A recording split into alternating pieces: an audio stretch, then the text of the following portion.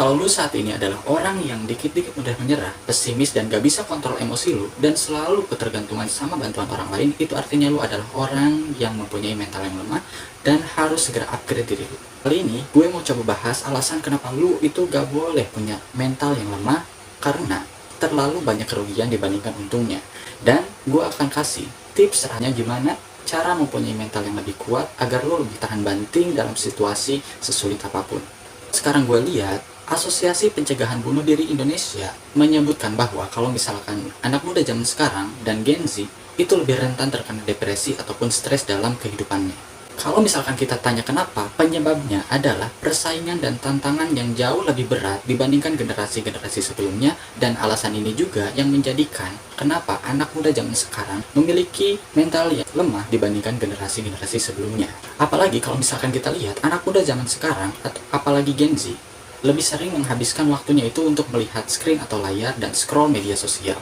Dan di saat yang bersamaan, mereka juga selalu membandingkan dirinya dengan orang lain di sosial media, yang bisa jadi ini adalah pemicu kenapa mereka sering depresi ataupun stres dalam hidupnya. Misalkan gua ataupun lu sekarang keluar rumah dan lihat orang-orang di sekitar, di jalan ataupun di perumahan lu sekarang, mungkin lu bakal sering banyak melihat orang-orang, entah itu anak muda ataupun orang tua, lebih sering nge-scroll sosial media kayak TikTok, Instagram. Tapi beda hal lagi dengan orang yang memang memanfaatkan internet ini untuk menyerap informasi untuk meningkatkan value dalam dirinya. Gue bakal disclaimer dulu di sini kalau misalkan apa yang akan gue sampaikan di sini adalah hal yang udah gue coba terapin ke diri gue biar mental gue ini lebih kuat dan tahan banting dalam situasi sesulit apapun. Jadi apa yang gue bahas ini bukan dari pengalaman orang lain, tetapi yang udah gue terapin di diri gue sendiri. Yang pertama, kita coba pahami dulu apa itu mental lemah. Mental lemah ini adalah keadaan di mana seseorang memiliki ketahanan mental yang sangat lemah dalam menghadapi situasi yang kesulitan seperti depresi, stres, dan yang lainnya. Kelemahan mental ini dapat berwujud dalam hal apapun ya, seperti misalnya kurangnya kepercayaan diri, ketidakmampuannya dalam menangani tekanan sosial, tekanan apapun, tekanan pekerjaan, ataupun yang lainnya. Jadi contohnya kalau misalkan lu sekarang melihat sesuatu itu langsung digambarkan dalam sudut pandang yang negatif, sulit melihat peluang, dan sulit sekali apalagi mencari solusi positif untuk masalah yang lu hadapin saat ini. Yang dimana ini adalah menjadi cikal bakal kenapa lu bakal menjadi depresi ataupun stres. Misalkan lu udah ada di situasi seperti ini, orang yang bermental lemah cenderung lebih meninggalkan masalahnya dibandingkan dia deal with problem gitu. Mereka lebih cenderung untuk meminta bantuan orang lain untuk menyelesaikan masalahnya sendiri dibandingkan harus mencari solusi sendiri untuk menyelesaikan masalahnya itu. Kalau udah dalam situasi ini, itu artinya kita sudah tergantung dengan bantuan orang lain. Bukannya kita berusaha untuk mencari solusi buat masalah yang kita hadapin sendiri, tapi malah kita mencari bantuan orang lain untuk menyelesaikan masalah kita sendiri. Mau kasih tahu sedikit fakta yang mungkin menarik ya. Dan mungkin udah semua orang juga tahu kalau misalkan di dunia ini gak ada satupun orang yang akan peduli akan masalah lu. Sesulit apapun kondisi lu sekarang, senangis-nangisnya lu, gak ada satupun di dunia ini yang akan peduli sama lu. Karena pada dasarnya semua manusia ini akan hidup dengan permasalahannya masing-masing. Apalagi kalau misalkan lu cuma bermodalkan curhat di media sosial, siapa coba yang akan peduli sama lu? Misalkan lu curhat di sosial media, masih mending kalau misalkan orang yang gak kenal itu baca curhatan lo di status. Tapi gimana jadinya kalau misalkan curhatan lo itu dilihat sama orang yang memang dasarnya benci sama lo? Gue di sini mau coba untuk membahas bagaimana cara kita punya mental yang lebih kuat dan memperkuat mental kita. Karena seperti yang lo tahu, kalau misalkan kalau kita mempunyai mental yang lemah, itu terlalu banyak ruginya dibandingkan untungnya. Karena mental yang kuat bisa menjadi fondasi penting buat kehidupan lu ke depannya. Entah itu menghadapi cemooh orang, mulai berbisnis ataupun mulai konten, lu mempunyai fondasi yang kuat untuk menghadapi tantangan ke depannya. Ada 2 atau 3 hal yang akan gue bahas di sini, dan kalau misalkan menurut opini gue, 3 hal ini bisa ngebantu lo biar lo lebih tahan banting dalam situasi sesulit apapun. Dan 3 hal ini juga udah coba gue terapin di kehidupan sehari-hari gue, entah itu lingkungan pekerjaan, lingkungan sosial, ataupun yang lainnya. Dan yang paling penting adalah resilience ataupun ketahanan.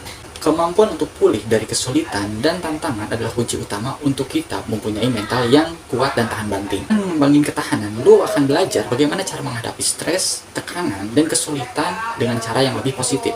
Ini melibatkan kemampuan untuk menyesuaikan diri, membacakan masalah, dan tetap optimis di tengah-tengah kesulitan yang lagi lo alami.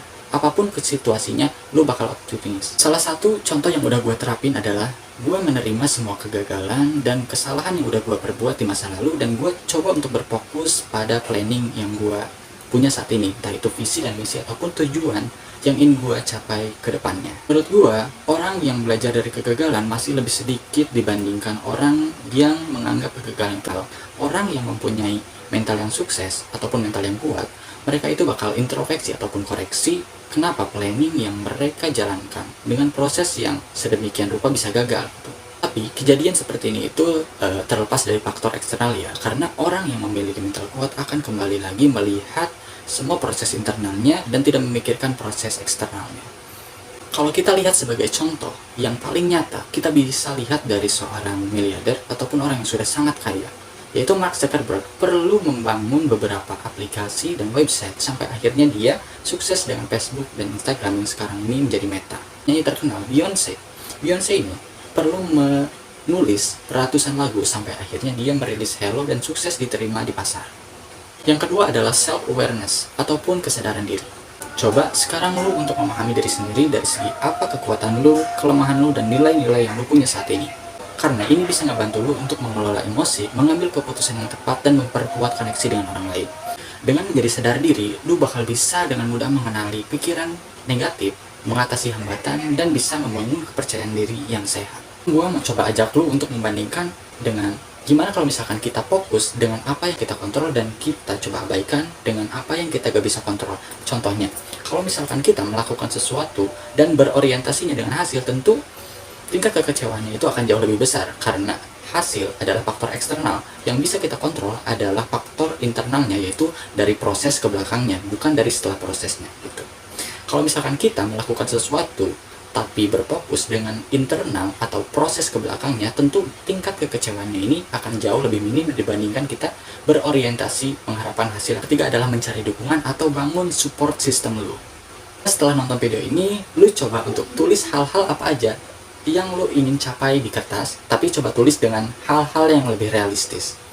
Terus kalau misalkan lu udah coba nulis hal-hal yang ingin lu capai dan realistis, coba lu untuk berbagi perasaan dan tantangan yang lu hadapi kepada orang-orang yang emang bisa ngasih perspektif dan dukungan positif ke lu. Dan jangan pernah untuk share apapun kepada orang yang suka ceng-cengin lu, ngerendahin lu, ataupun ngejek, cemooh dengan apa yang ingin lu capai. Nah, kalau misalkan circle lu itu adalah orang-orang yang isinya itu ceng-cengin lu, ngerendahin lu, cemooh lu ketika lu ambil first step untuk lebih maju untuk menggapai sesuatu, lu slowly bakal kembali lagi ke circle mereka. Karena circle ini memang pada dasarnya itu mereka ingin lu itu gak pernah maju dan kembali ke circle mereka, menjalani hidup gitu-gitu aja. Jadi gue selalu ingat baik-baik tuh nasihat orang tua, kalau misalkan gue itu harus berteman dengan orang baik. Ini bukan berarti kita gak boleh kenal dengan orang-orang di luar yang baik ya, tapi maksudnya ketika kita ingin membangun support system yang baik, yang selalu mendukung kita, gak pernah cemooh kita, tentu kita harus pilih-pilih dalam bergaul ataupun berteman.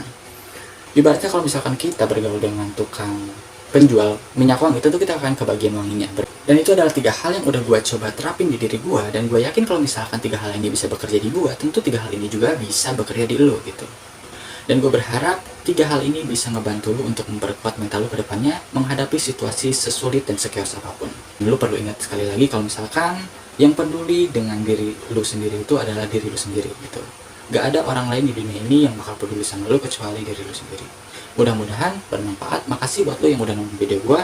Dan kalau misalkan ada kesalahan, kritik, dan pertanyaan, boleh lu tinggalkan komen di bawah.